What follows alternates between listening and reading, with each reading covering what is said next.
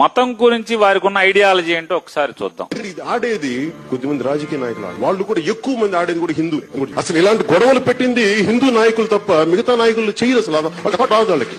మా నాన్న ఎలాంటి వాడంటే, మా నాయనమ్మ దీపారాధన వెలిగిస్తే దీపారాధన సిగరెట్ వెలిగించిన దేవుడు లేడు దెయ్యం లేదనే వ్యక్తిమత మా నాన్న. నా స్నేహితుడు కూడా పాస్టర్, నాతో పాటు చదువుకున్న స్నేహితుడు కూడా తను పాస్టర్ ఉండేవాడు. సో తను కూడా నన్ను ఒకరోజు తను బ్యాప్టైజ్ చేశాడు.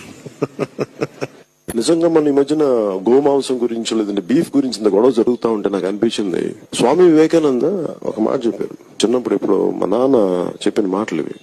నిజంగా నాకు ఆకలేసి వేరే దారి లేకపోయి నేను ఉండాలి అంటే గుడ్డు మాంసం తినేది ఆయన అన్న మాటలు. నేను బీఫ్ తినాలి అంటే నేను తిని ముందుకెళ్తాను తప్ప దాన్ని వేరేలా చేసుకోనని స్వామి వివేకానంద అన్న మాటలు ఉంటాయి. ఆయన స్వామి వివేకానంద జీవిత చరిత్రలో ఉంటాయి. అంటే తిండి ఏది తిన్నామని కాదు, నిజంగా మరి తిండి శాకాహారమే తింటే అందరు గొప్పోళ్ళు అయిపోతారంటే మరి గుజరాత్ లో గోద్రా ఘటన ఎందుకు జరిగింది?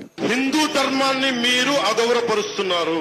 అరే నేను హిందువుని, చాలా బలమైన హిందువు, నేను కూడా అది కూడా చెప్తున్నాను మీకు. ఎవడు బలమైన హిందువు అంటే అన్ని మతాల్ని సమానంగా చూసేవాడే బలమైన హిందువు. కానీ కోట్లాది మంది హిందువులు అపవిత్రమైతే, ఈ ప్రసాదం అపవిత్రమైతే ఒక్కరు కూడా మాట్లాడకూడదు, ఇది సెక్యులర్ వ్యవస్థకు విఘాతం అంటే హిందువులకి మనోభావాలు ఉండవా?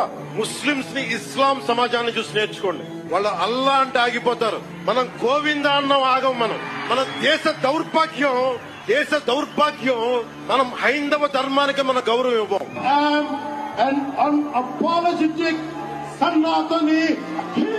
అన్ని ప్రాంతాలని మతాలని గౌరవిస్తాం, కానీ తప్పులు జరుగుతున్నప్పుడు సరిదిద్దుతాం. ఈ ఆలోచనతో వచ్చాను. సరే, వాళ్ళ మతం లేదంటున్నారు, రేపేమంటారో భగవంతుడికి తెలియాలంటే మరి భగవంతుడు కూడా అర్థం కాని భరిస్తే భగవంతుడు కూడా